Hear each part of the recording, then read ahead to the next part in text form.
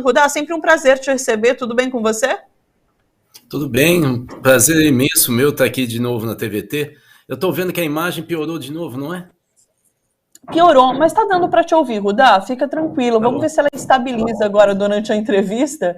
Dá Eu para te peço ver bem, dá para desculpas. te ouvir bem. Tá bom.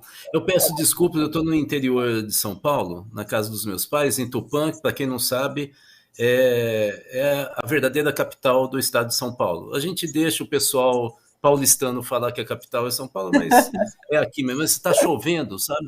Está um clima mais fechado e está muito instável, eu estou vendo aqui, né, Sim, a imagem. a Mas conexão. vamos lá. Mas não tá travando, dá para te ouvir, fica tranquilíssimo quanto a isso, tá bom? Vamos lá, quero te ouvir sobre corrida eleitoral. Como que você está vendo? A gente já vem mostrando aqui as pesquisas eleitorais, trazendo agora, de fato, essa tendência, né? A gente já pode chamar de tendência de alta de Lula, já que nas últimas pesquisas ele tem subido 1, 2 pontinhos. Bolsonaro segue estagnado em todas essas últimas pesquisas, apesar desses avanços, né? Do 7 de setembro, da viagem a Londres, do pacote ali de benefícios que ele entregou, enfim, a gente vem comentando tudo isso. Quero te ouvir. Você acredita de fato que uma grande virada possa acontecer nessa reta final das eleições, ou os números de fato vão continuar mais ou menos sendo esses, inclusive com a Datafolha que deve sair agora no final do dia?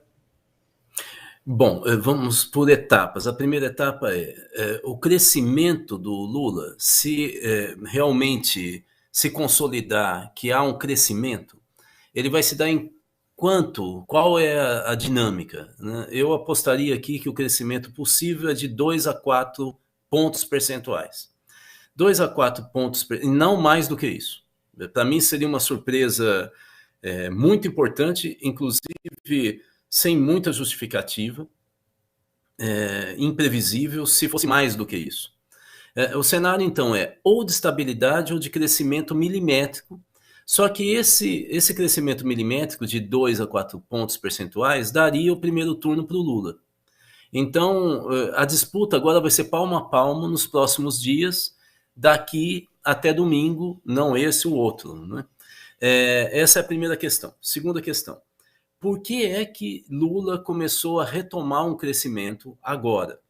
É porque ele, de longe, tem a campanha mais profissional de todas. Não há nenhuma que chegue perto da campanha do Lula. Ela quase não tem erro. E o que acontecia, eu tenho contato, né, com as coordenações de campanha, com as direções, eu ficava o tempo inteiro perguntando quando é que eles começariam com a campanha pelo voto útil. E o Sim. que a coordenação dizia na última semana. Eu falei, não é muito tarde?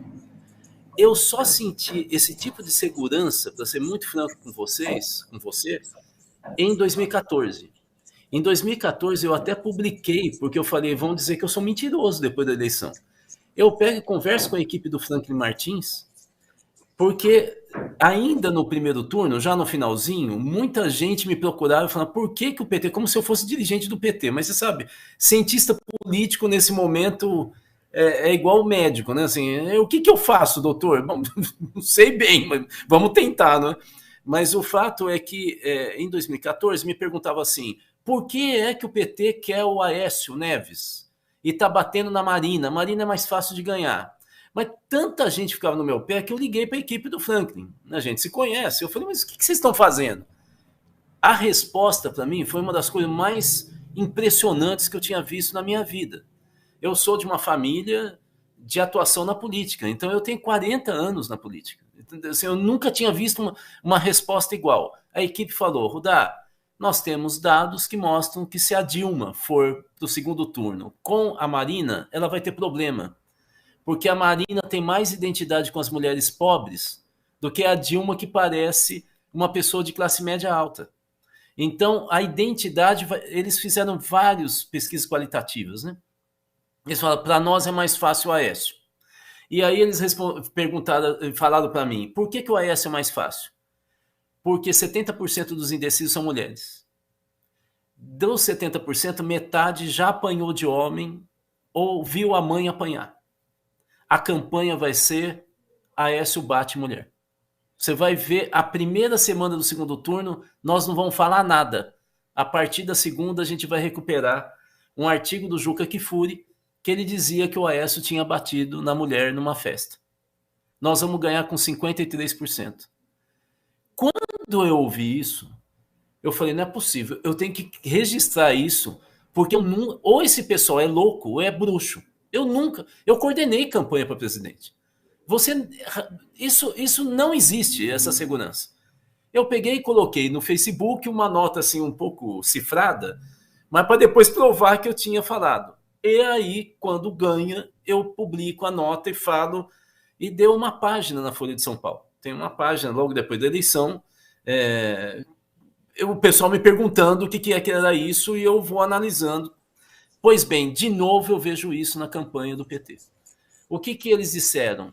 Última semana, nós vamos fazer a campanha do voto útil, porque o voto útil vai ser principalmente dos ciristas, que é a quantidade de eleitores que mais estão propensos a votar no Lula.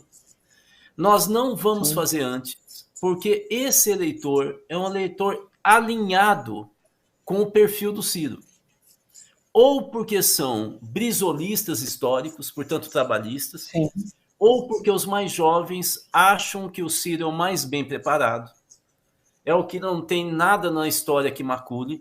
Nós não vamos brigar com esse pessoal porque eles não são ruins. Diferente de alguns eleitores de extrema-direita, esse não é. Esse é um eleitor de identidade. Ora, para quem está disputando, nós não podemos fazer a disputa com esse pessoal para criar constrangimento. Então, quando é que um eleitor de identidade muda de voto? Na última semana. É de uma frieza impressionante. Porque todo mundo, você vê nas redes sociais que é lulista, desesperado. O Lula tá... E eles, de repente, você vê que é uma onda, que você vê artistas publicando uma música meio parodiando. Depois você vê um manifesto da esquerda latino-americana. Vamos pensar bem, por que tem esse manifesto falando com o Ciro? É para a velha guarda trabalhista. Os trabalhistas são terceiro-mundistas. Isso não é para um jovem videogamer. Não é. Isso é para os trabalhistas. Aí você vê a Fernando Henrique, você vê a Tabata Amaral, criou a onda. Chico Santa Cruz criou a onda. Não é tsunami. É onda. Depois, se você quiser, eu explico a diferença numa campanha, o que é uma onda, o que é um tsunami. A segunda questão, eu vou parar por aqui, senão eu estou parecendo que eu estou no palanque, o candidato sou eu, né? Fica tranquilo. Mas o fato é que, do outro lado, você vê uma campanha muito mal estruturada, que é do Bolsonaro. Porque se você olhar a campanha do Bolsonaro, e você percebe claramente isso, você vai perceber que a campanha está toda focada na figura dele.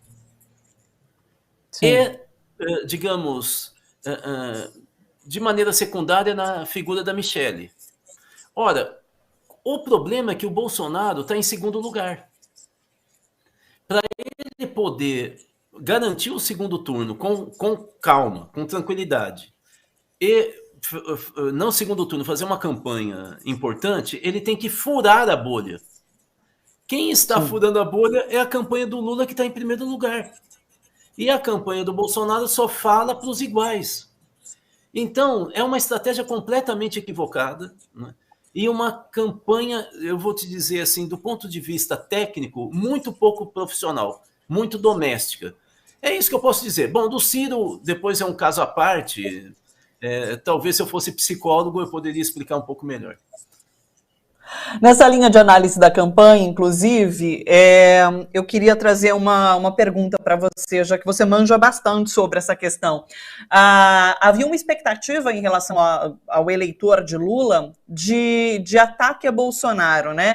E tem uma peça de campanha do PT agora que está rodando, que está fazendo maior sucesso, porque é isso, eles trazem ataques de Bolsonaro à população no geral, né? Durante a pandemia, ataques a pobres, tudo que Bolsonaro já fez e chocou muito a população no geral.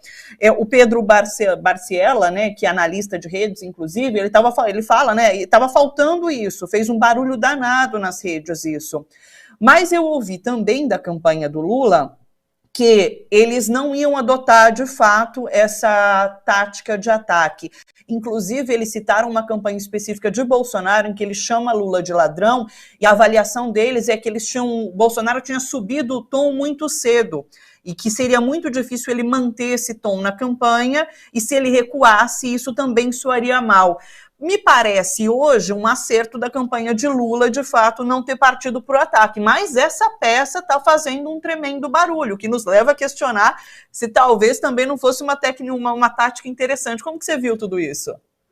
Bom, eu acho que é o seguinte, aqui eu vou pegar falar de quais são as máximas que quem coordena uma campanha pensa. Como eu disse, eu já coordenei, além de ser cientista político, eu já coordenei campanha para presidente, para governador, para senador, prefeito. Então, assim, quais são as máximas? Quando você tem um candidato a um cargo majoritário que está muito à frente dos outros, nesse momento de campanha, na verdade, um pouco antes até, você começa a trabalhar a imagem dele como ele falando como já eleito. Isso cria, subjetivamente, não é uma coisa racional, subjetivamente, o eleitor já percebe que aquele candidato é muito diferenciado em relação aos outros. Por que isso é importante no Brasil? Porque, infelizmente, no Brasil existe uma máxima do eleitor, que é a história dele não jogar o voto fora. E não tem sentido nenhum. É por isso que o voto útil dá certo no Brasil. É porque o eleitor médio no Brasil, já que ele é obrigado a votar, ele diz que ele não vai votar naquele que está claro que vai perder. Então, quando o candidato que está na frente já começa a se postar, inclusive na vestimenta, nunca usando camiseta, ele já começa a se postar como prefeito, governador ou como presidente, o eleitor já projeta nele o vencedor. Essa é a primeira característica.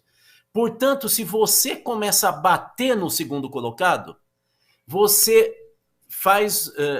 nivela ao segundo. É o que a gente chama de escada em política. O outro que está lá embaixo passa a ficar no mesmo nível. O candidato que está na frente não pode fazer isso. Isso é burrice. Segunda questão. O Lula armou uma campanha de reconstrução nacional. O que significa isso? Ele armou uma campanha muito inteligente. Claro que tudo é risco. Tudo isso é risco. Você tem que avaliar se está dando certo. Por acaso tá. Poderia ter dado errado. Por exemplo, o debate que teve na Band, ali acendeu o sinal amarelo porque parecia frio demais, né? Mas, de qualquer maneira, a técnica aqui, o objetivo é, se existe uma política de reconstrução nacional, você está construindo a ideia de que o antibolsonarismo é mais importante do que o antipetismo. Foi essa a lógica. E deu certo. Hoje o antibolsonarismo é muito mais importante do que o antipetismo. Era uma ruptura que o PT precisava fazer, principalmente em São Paulo, que é o maior colégio eleitoral estadual do país. Ele precisava romper o antipetismo. Você pode ver que até um mês atrás tinha gente ainda falando, não, antipetismo. Ninguém mais fala agora. Porque agora está todo mundo chegando no Lula. Não é? E aí você vê que a foto mais importante do último período é a com Meirelles. Essa é a foto que costura a tal da reconstrução nacional, que cria uma ilação, entende? E não está nada dito, mas fica se imaginando o que é o governo Lula. Finalmente, um último dado que é muito importante que nós estamos acompanhando. Nesse século, então desde 2001, o eleitor brasileiro, principalmente pobre, se definiu pela defesa da ordem. Ele quer mudança, mas ele odeia greve, ele odeia quando trancam rodovia e quando trancam avenidas. Eu estou falando de eleitor de favela, que mora em favela.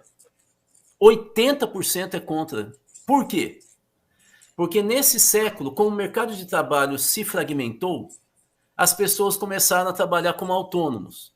E autônomo só ganha dinheiro se ele pega ônibus. Sim. Se tem greve, ele não pega ônibus. Então, essa ideia da ordem foi ficando cada vez mais forte na imagem, no ideário, vamos dizer assim, do eleitor médio, né? De renda média para baixo.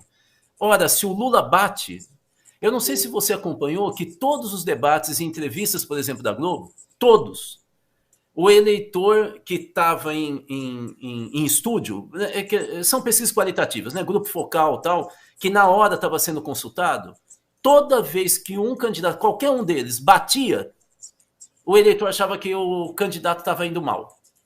Toda vez, por exemplo, Bolsonaro, que ele falou, eu preciso do Centrão, é o momento que ele subiu mais na avaliação positiva. O eleitor brasileiro quer ordem, por incrível que pareça, ele quer mudar o país, mas dentro da ordem. O Lula está falando para esse eleitor, é um risco, é altíssimo, porque também vocês podem esfriar tanto a campanha que o eleitor não se motiva. Você está vendo que Sim. a principal arma histórica do PT em campanha, que é a militância, ela está totalmente fria. Ela não está empolgada. Mas o Lula pode ganhar no primeiro turno.